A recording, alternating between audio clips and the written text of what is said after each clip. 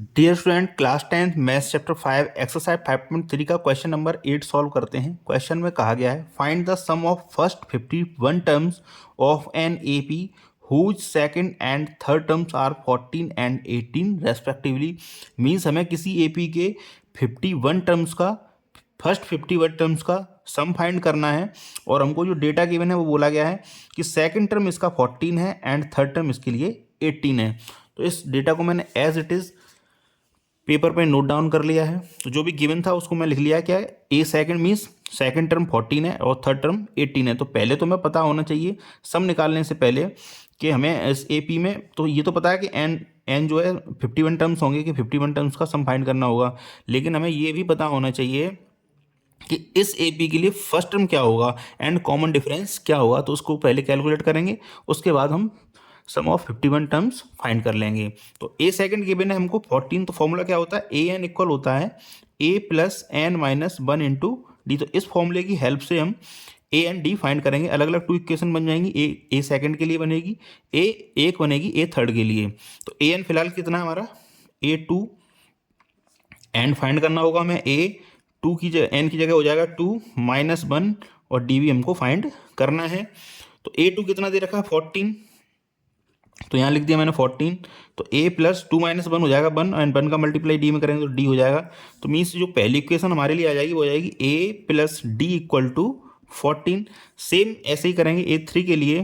तो a3 हमको given है कितना 18, तो a3 इक्वल हो जाएगा a plus 3 minus 1 into D. 3 क्यों लिखा मैंने, क्योंकि थर्ड टर्म हमको गिवन है 18। तो थर्ड टर्म ए थर्ड कितना है 18, तो 18 equal to a plus 3 minus 1 हो जाएगा 2d, पलट के लिख देते हैं इसको। तो a plus 2d equal to हो जाएगा 18।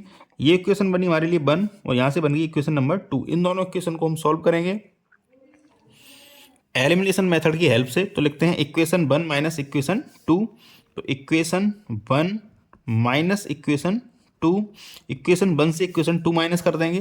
तो इक्वेशन 1 है हमारी a plus D equal to 14 and equation 2 है हमारी a plus 2d equal to 18। Minus करते हैं, साइन चेंज हो जाते हैं, ए से A cancel out, minus 2d and plus D, ये हो जाएगा माइनस डी और ये हो जाएगा माइनस 4। तो d इक्वल हो जाएगा हमारे लिए 4। तो d की वैल्यू यहाँ से आ गई 4। इस d की वैल्यू को आप चाहें तो इक्वेशन 1 में पुट कर दें या फिर इक्वेशन नंबर 2 में पुट कर दें। तो लिखते हैं putting the value of d in equation 1। तो इक्वेशन 1 है हमारी a प्लस डी, तो a प्लस डी और d की जगह पुट करेंगे हम 4। इसको फाइंड आउट कर चुके हैं ऑलरेडी। तो a प्लस 4 इक्वल टू 14, तो a इक्वल हो जाएगा 14 माइनस 4 एंड a इक्वल हो जाएगा हमारा 10। मीन्स इस AP के लिए जो फर्स्ट टर्म होना चाहिए वो 10 एंड कॉमन डिफरेंस होना चाहिए 4। अब हम 51 टर्म्स का सम फाइंड कर लेंगे। फॉर्मूला होता है सम के लिए s n equal to n by 2a plus N minus 1 into D. तो एस 51 हमें फाइंड करना है। एन हो जाएगा हमारे लिए 51 क्योंकि बोला गया है 51 टर्म्स का सम फाइंड करना है हमको। तो 2a हमने कैलकुलेट कर लिया 10, तो 10 plus n 51 minus 1 into d, d means 4। इसको सॉल्व करते हैं तो एस 51 ये हो जाएगा 51 डिवाइड बाई 2, यहाँ से 2 कॉमन ले रहा हूँ मैं, तो यहाँ क्या रह जाएगा 10 और यहाँ रह जाएगा 51 माइनस 1, ये हो जाएगा 50 मल्टीप्लाई बाई 2। 2 क्यों रह गया, क्योंकि मैंने इन दोनों टर्म से मैंने 2 कॉमन ले लिया। तो इसका तो डायरेक्ट 2 आपको समझ में आ रहा होगा। तो यहाँ 10 रह गया, यहाँ 4 में से 2 का डिवाइड लगा दिया, ये 2 रह जाएगा। तो 2 से 2 cancel out, 51 multiply by 10 plus 52 जा 100, ये हो जाएगा 51 मल्टीप्लाई बाई 110। जब 51 का मल्टीप्लाई करेंगे 110 में तो ये आ जाएगा 5610। तो 5610 मीन्स सम ऑफ 51 टर्म्स ये हो जाना चाहिए 5610।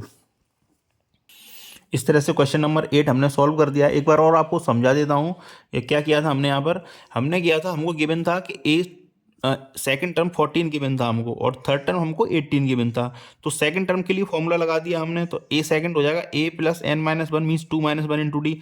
ऐसे ही हमने a3 के लिए फॉर्मूला लगा दिया। तो a plus N means 3 minus 1 into D. इन दोनों डेटा को यूज करके हमने 2 इक्वेशंस बना ली, उनको सॉल्व कर लिया एंड फाइनली हमने सम ऑफ 51 टर्म्स भी फाइंड कर लिया। तो thank you very much for watching. Again आपसे रिक्वेस्ट है चैनल को सब्सक्राइब जरूर कर लें।